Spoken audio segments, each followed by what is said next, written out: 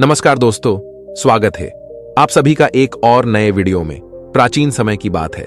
किसी नगर में चंद्र नाम का युवक रहता था। पैसे से चंद्र एक किसान था और कुछ एकड़ जमीन ही उसकी कुल संपत्ति थी। उसके जमीन पे जो फसल उगते थी उससे उसके परिवार का गुर्जर बसर होता था। जिस साल फसल अच्छी हो जाती थी वो साल चंद्र के लिए खुशी का साल होता था, लेकिन जिस साल फसल अच्छी नहीं होती थी उस साल उसके परिवार को बड़ी ही दिक्कतों का सामना करना पड़ता था। समय अपनी रफ्तार से आगे बढ़ रहा था और चंद्र अपनी जमीन पर पैदावार बढ़ाने के लिए हर संभव प्रयास करता रहता था। लेकिन चंद्र का एक पड़ोसी था। उसके पास कुछ गायें थीं और गायों की कुछ बछड़े थे। उसका पड़ोसी पैसे से एक ग्वाला था। अपनी गायों का दूध घर घर बेचकर अपना गुर्जर बसर किया करता था। लेकिन उसकी एक समस्या थी। वह गायों से दूध तो निकालना चाहता था, लेकिन जब बात उनको खिलाने पिलाने की आई, चारा डालने की आई, तो वो अपनी गायों को खुला छोड़ देता था, क्योंकि उसे पता था कि गाय दूसरों के खेतों में जाकर अपना पेट भर के वापस इसके पास ही जाएंगे। उसका काम सिर्फ गायों से दूध निकालना का था। उनकी देखभाल का जिम्मा वो लेना ही नहीं चाहता था। इसकी वजह से बहुत से लोग उसे ताने भी दे देते थे, क्योंकि गायें जब उनके खेतों में घुसती थीं तो फसलों को बड़ा नुकसान होता था। उससे शिकायत करते कि जब दूध तुम निकलते हो तो उसको चारा तुम क्यों नहीं डालते हो, क्यों हमारी फसल बर्बाद करने के लिए उसे खुला छोड़ देते हो। इस पर वो कहता कि मैं गायों को पूरे दिन बांध के नहीं रख सकता, उनको खुला भी छोड़ना चाहिए। गाय हमारी मां होती है और अगर तुम्हारी फसल खराब होती है तो तुम अपनी फसलों की निगरानी रखो। मैं कौन सा तुम्हारे खेत में छोड़ने के लिए जाता हूं। और इस प्रकार वह अपनी बात को ऊपर रखते हुए दूसरों को नजरअंदाज कर देता था। एक दिन सुबह सुबह जब चंद्र अपने खेतों में गया तो उसने पाया कि रात में गायों ने उसकी खेत की बहुत सी फसल खराब कर दी थी। उसे खेत में उसने गायों के पैरों के भी निशान देखे।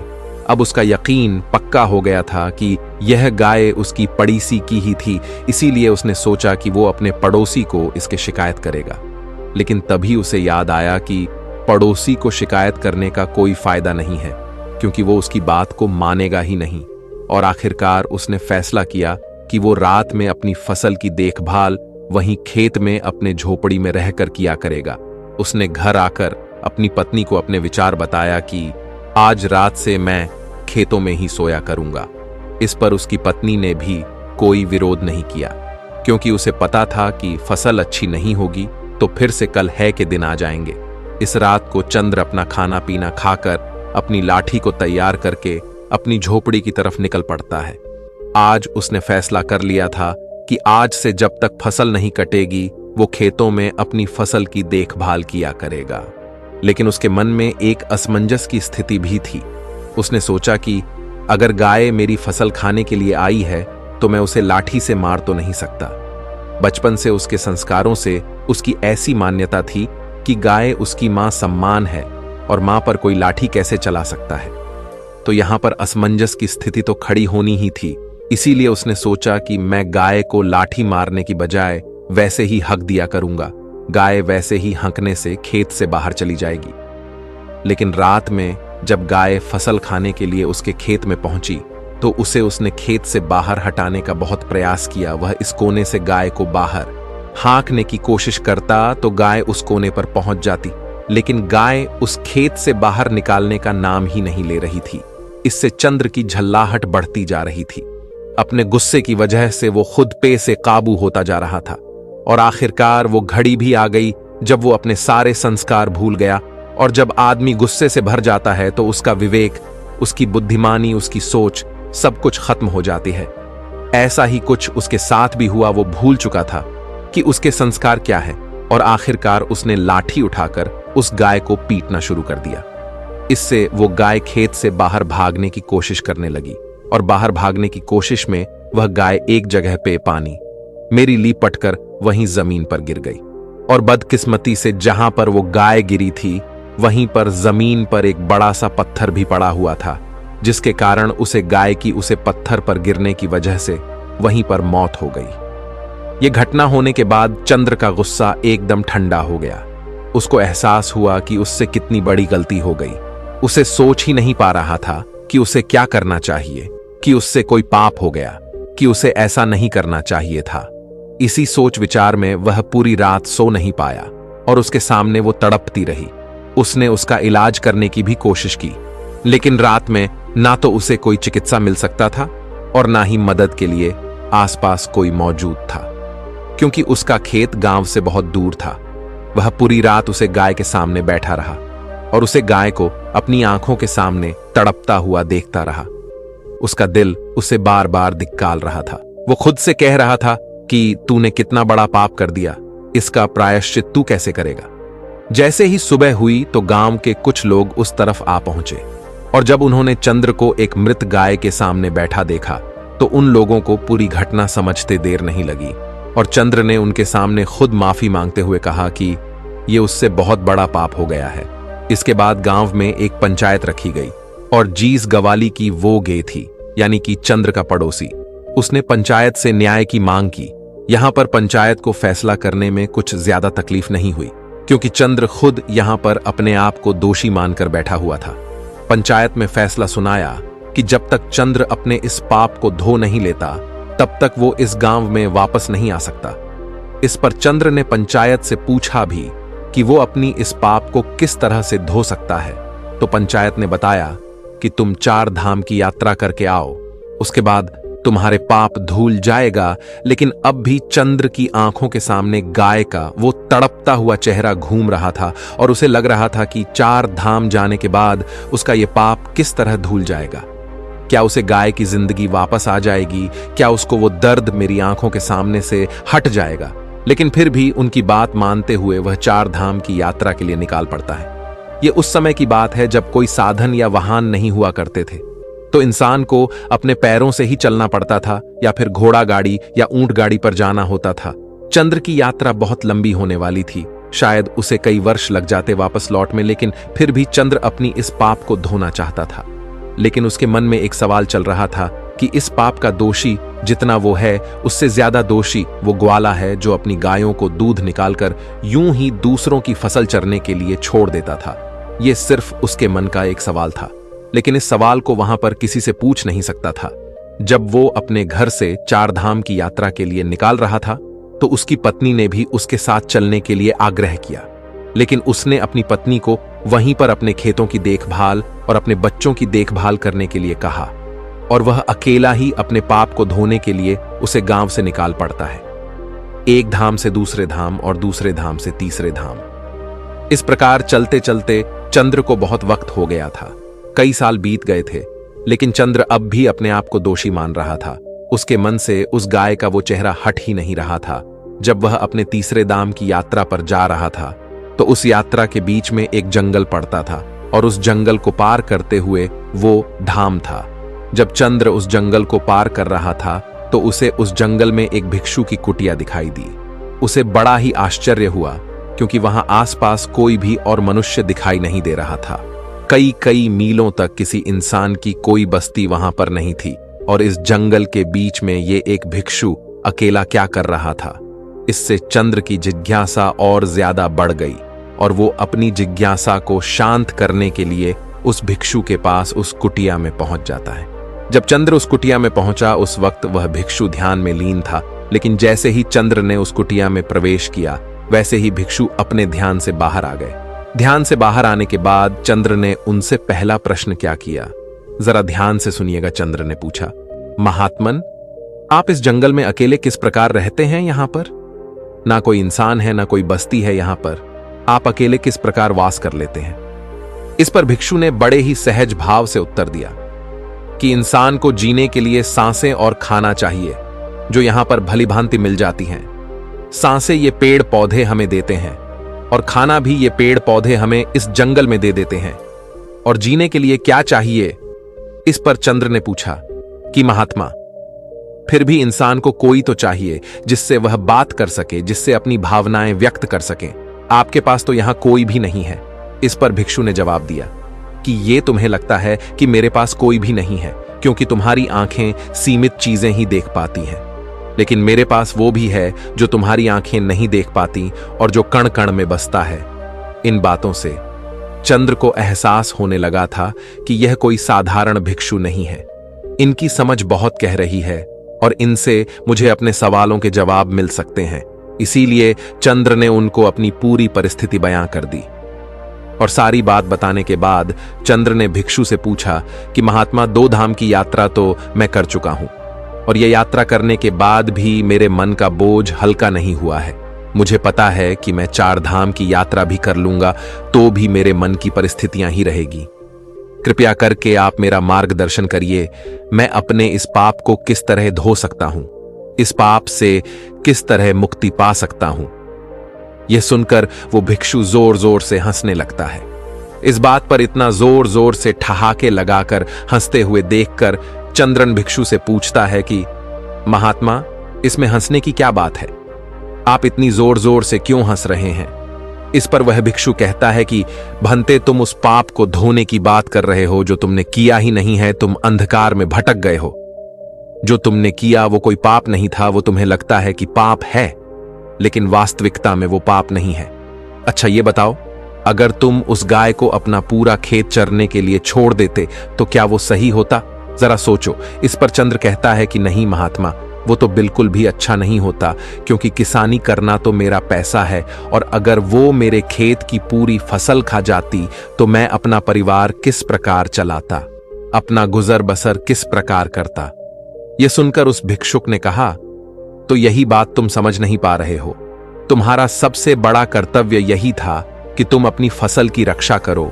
वही तुम्हारा सबसे बड़ा कर्म था और अपने कर्म को पूरा करने के लिए चाहे इंसान को कुछ भी करना पड़े, उसे करना चाहिए। और वही तुमने किया। एक उदाहरण देते हुए भिक्षु ने बताया कि जिस प्रकार श्री कृष्ण ने धर्म की रक्षा के लिए कौरवों से युद्ध करने के लिए अर्जुन को गीता का उपदेश दिया और उससे युद्ध करने के लिए प्रेरित किया, क्योंकि वही उस वक्त की प्राथमिकता थी। हमें यह जरूर देखना होगा कि हमारी प्राथमिकता क्या है और उसी प्राथमिकता के आधार पर हमें अपने कर्म का चुनाव करना होता है। इसके बाद भिक्षु ने चंद्र को समझाते हुए कहा कि जब तक तुम अपने आप को कर्ता समझते रहोगे, यानी कि करने वाला, तब तक तुम्हें दुख ही होता रहेगा। तुम्हारा मन हमेशा संताप झेलता रहेगा, क्योंकि तुम समझ रहे हो कि तुम करने वाले हो, तुम करता हो, और वही तुम्हारे दुख का कारण बन जाता है। इस परिस्थिति में तुम्हें लग रहा है कि तुम्हारी वजह से वो गाय मारी गई, क्योंकि तुम अपने आप को कर्ता समझ रहे हो और यही तुम्हारे दुख का कारण है। लेकिन जब तुम अपने आप को सिर्फ क्रिया समझोगे, कर्म करने वाला समझोगे, तब तुम्हें दुख नहीं होगा, क्योंकि वहां पर तुम कर्ता नहीं हो, वहां पर तुम क्रिया हो, करने वाला और रचने वाला तो कोई और है। तुम इस नाटक में सिर्फ अभिनय कर रहे हो। अपना पात्र पूरा करो और यहां से चलते बनो। अपने आप को इस नाटक का निर्देशक कभी मत समझना, क्योंकि निर्देशक कोई और है। हम तो सिर्फ अभिनेता हैं जो अपना अभिनय कर रहे हैं, और इस अभिनय में जो पात्र हमें मिला है उसको भली भांति पूरा करना हमारा सबसे बड़ा कर्तव्य है। तुम्हें पात्र मिला है एक किसान का, इसीलिए तुम अच्छे से किसानी करोगे तो ही तुम्हारा निर्देशक, यानी कि इस नाटक का निर्देशक, खुश होगा। अगर तुम अपना अभिनय अच्छा नहीं करोगे तो उस निर्देशक को कभी अच्छा नहीं लगेगा। इसीलिए तुमने कुछ गलत नहीं किया। तुम अपनी किसानी का पात्र बहुत अच्छे से निभा रहे थे, लेकिन वो कहते हैं ना कि संशय आत्मा विनाश अति, यानी कि जिस मन में शक पैदा हो जाता है, जिस आत्मा में संशय पैदा हो जाता है, वो अपने विनाश पर पहुंच जाती है, वो खुद का विनाश कर लेती है। और यही तुमने किया। तुम्हारे मन में उत्पन्न हो गई कि मैं किसानी करूं या मैं उस गाय के प्रति अपना कर्तव्य निभाऊं, और जहां पर आदमी में संशय आ जाता है वहां पर उसका विनाश निश्चित हो जाता है। एक आखिरी सवाल जो चंद्र ने उन भिक्षुओं से पूछा वो बहुत गहरा था, जरा ध्यान से सुनिए।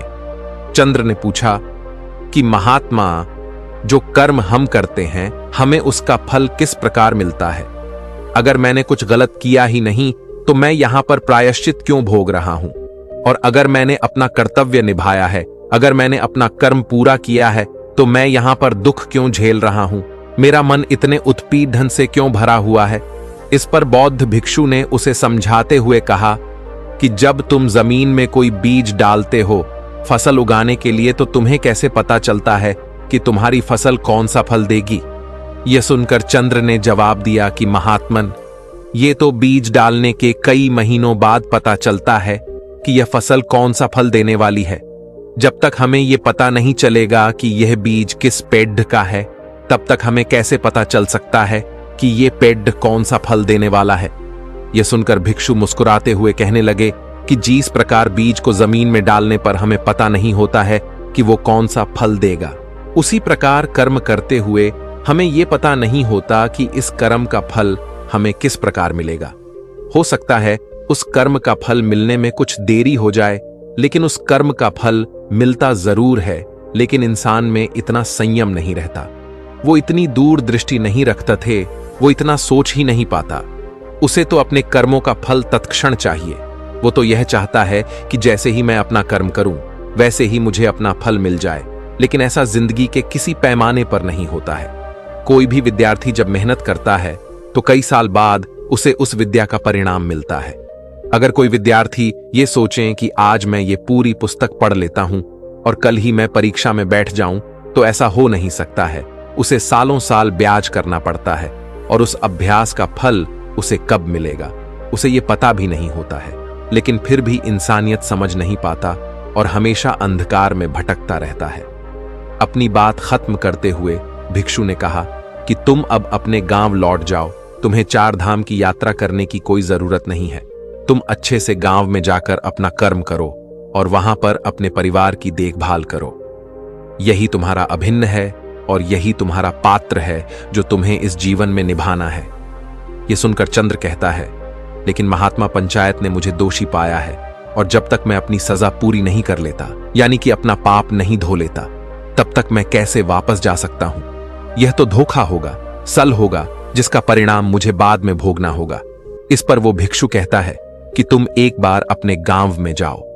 वहां की परिस्थिति बहुत कुछ बदल चुकी होगी। वो गांव अब वैसा नहीं रहा होगा जैसा कि तुम छोड़कर आए थे, क्योंकि तुम अपने कर्म अच्छे से कर रहे थे और उन कर्मों के परिणाम अब वहां पर तुम्हारे परिवार को मिलने शुरू भी हो चुके होंगे। जाओ, इस चीज को अपनी आंखों से देखो और कर्मों के इस विधान को भली भांति समझो। यह सुनकर चंद्र अपनी यात्रा के बीच से ही वापस अपने गांव में लौट आता है और गांव में लौटकर वो क्या देखता है कि उसका वो ग्वाला वाला पड़ोसी जो गायों को यूं ही छोड़ देता था, उसके पास अब एक भी गाय नहीं थी और दूसरी तरफ उसके परिवार के नाम पर गांव में एक गौशाला बनी हुई थी, जहां पर गांव के लोग अपनी श्रद्धा से कुछ ना कुछ गायों को खाने के लिए चारा भेंट में देते रहते। ये दृश्य देखकर चंद्र आश्चर्यचकित रह गया। उसे समझ नहीं आया कि यह किस प्रकार हुआ। जब उसने लोगों से पूछा कि यह किस प्रकार हुआ, तो लोगों ने उसे बताया कि तुम्हारे जाने के बाद इस ग्वाले ने अपनी गाय रात में छोड़ना बंद नहीं किया और उसकी गाय दूसरों के खेतों में भी फसलों को नुकसान पहुंचाती रहती थी, जिससे सभी गांव वाले बहुत परेशान हो गए। और आखिरकार एक दिन पंचायत हुई और पंचायत ने यह निर्णय किया कि चंद्र से कुछ गलत नहीं हुआ था। वह अपनी फसल को बचाने के लिए अनजाने में ही उससे यह गलती हो गई थी, लेकिन यह गलती नहीं मानी जा सकती और इसीलिए जो गाय उस ग्वाले ने छोड़ रखी थी, उन गायों को पकड़कर एक गौशाला बनाई गई और वह गौशाला चंद्र के परिवार के नाम कर दी गई, क्योंकि पंचायत को एहसास हुआ कि चंद्र को दोषी मानकर उनसे बहुत बड़ी गलती हुई थी। इसीलिए अपनी गलती को सुधारने के लिए उन्होंने वह गौशाला चंद्र के परिवार के नाम कर दी। यह दृश्य देखकर चंद्र की आंखें खुल गईं। उसे उस भिक्षु की वह बात याद आ गई कि जब हम जमीन में बीज को डालते हैं तब हमें यह पता नहीं होता कि वह बीज क्या फल देगा, लेकिन जिस दिन वह फल देता है उस दिन हमें पता चलता है कि हमारा वह कर्म कितना सार्थक था। तो दोस्तों, कैसी लगी यह कहानी आपको कमेंट सेक्शन में जरूर बताना, और अच्छी लगी हो तो इस वीडियो को लाइक करके चैनल को सब्सक्राइब जरूर कर देना। तो मिलते हैं अगली ही किसी ऐसी कहानी में। तब तक के लिए अपना ख्याल रखें। धन्यवाद और नमो बुद्धाय।